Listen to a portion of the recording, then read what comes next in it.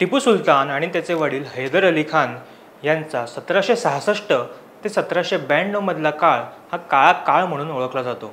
कारण सर्व प्रकारच्या इस्लामी अत्याचारांनी, बळजबरी व क्रूरतेने हिंदूंच्या धर्मांतराच्या भयानक घटनांनी संपन्न असा हा काळ होता. डाव्या विचारसरणीच्या इतिहासकारांनी केवळ ब्रिटिश विरोधी असल्यामुळे याच टिपू सुलतानला भारताचा राष्ट्रीय नायक आणि म्हैसूरचा वाघ यासारख्या उपाध्या दिल्या होत्या. अशा प्रकारे केल्या गेलेल्या त्याच्या उदात्तीकरणामुळे आज महाराष्ट्र, कर्नाटक, तेलंगणा आणि आंध्र प्रदेश अशा अनेक ठिकाणच्या मुसलमानांना टिपू सुलतानचं कौतुक वाटतं. इतकंच नव्हे तर ते उघडपणे व्यक्त देखील होतात. परंतु हे योग्य आहे का? टिपूचे उदात्तीकरण करणाऱ्यांना हिंदूंच्या झालेल्या नरसंहाराचे कोणालाच काही पडलं नाही आहे का? याच टिपूच्या कारनाम्यांविषयी आज आपण जाणून घ्यायचा प्रयत्न करणार आहोत. नमस्कार, मी ओमकार मुळे, कॅमेऱ्यावर आहेत साक्षात सावंत. विजयनगर साम्राज्याच्या विघटनानंतर राजा वाडियारने आपल्या छोट्या संस्थांच्या बलाढ्य साम्राज्यात विस्तार केला आणि वाडियार राजवंशाची स्थापना केली. श्रीरंगपट्टणमला या साम्राज्याची राजधानी बनवण्यात आलं. भगवान श्री रंगनाथ स्वामी हे वाडियार घराण्याचं कुलदैवत असल्यामुळे एक भव्य मंदिर या देवाला समर्पित करण्यात आलं होतं. त्याच देवतेच्या नावावरून वाडियारांच्या राजधानीचे नाव ठेवण्यात आलं होतं. वाडियार घराण्याचा शेवटचा राजा कृष्णराया याला दिंडीगल येथे तैनात असलेल्या त्याच्या सेनापती हैदर अली खान याने पदच्युत केले. मलबार मॅन्युअलच्या पृष्ठ क्रमांक 456 नुसार हैदर अलीने राजघराण्यातील सर्व सदस्यांना श्रीरंगपट्टणममध्ये कैद केलं. 1761 मध्ये स्वतःला म्हैसूरचा सुलतान म्हणून घोषित केले. इथे हे लक्षात घेण्यासारखं आहे की हैदर अली खानचे वडील म्हैसूर येथे स्थायिक झालेले पंजाबी मुस्लिम होते आणि वाडियार सैन्यात नाईक पदावर शिपाई म्हणून ते सेवा करत होते.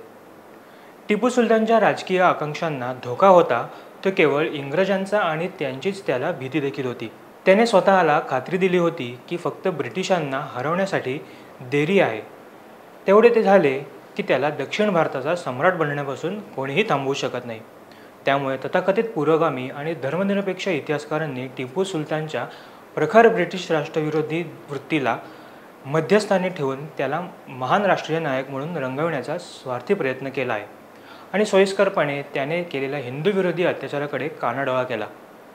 परंतु हे कितपत योग्य आहे याचा विचार लोकांनी केलाच पाहिजे.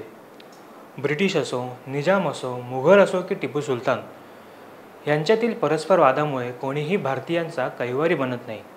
टिपू सुलतानच्या वैयक्तिक राजकीय गणितांचा विचार करून भारतीयांनी स्वतःवर झालेले अत्याचार का विसरायचे आणि मुळात ते भारतीयांनी विसरावेच याची सोय करणाऱ्या इतिहासकारांना हा हक्क कोणी दिला? आपल्या पूर्वजांबरोबर जे घडलं ते चूक की योग्य हे ठरवण्याचा अधिकार संविधानाने प्रत्येक व्यक्तीला दिला आहे आणि प्रत्येक भारतीय ते ठरवण्याकरिता समर्थ देखील आहेत. पण त्याआधी लोकांना इतिहासातील पूर्ण सत्य कळायला नको का? प्रतिष्ठित इतिहासकार लुईस राईस यांनी म्हैसूरचा इतिहास लिहिला.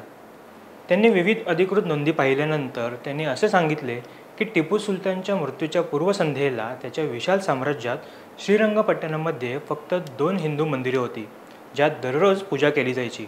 ती 2 मंदिरं देखील केवळ याच गोष्टीमुळे शाबूत होती की त्याच्या कुंडलीचा अभ्यास करणाऱ्या ब्राह्मण ज्योतिषाचे समाधान व्हावं.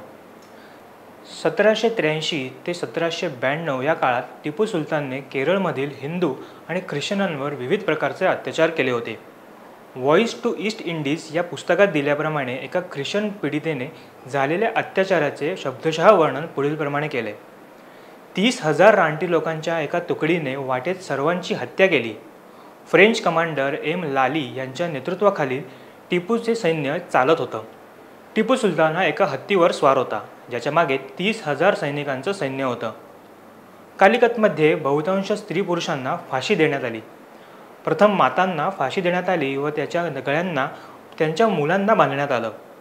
ख्रिश्चन आणि हिंदूंना नग्न करून हत्तींच्या पायांना बांधले आणि असह्य होईपर्यंत हत्तींना फिरवावं लागलं.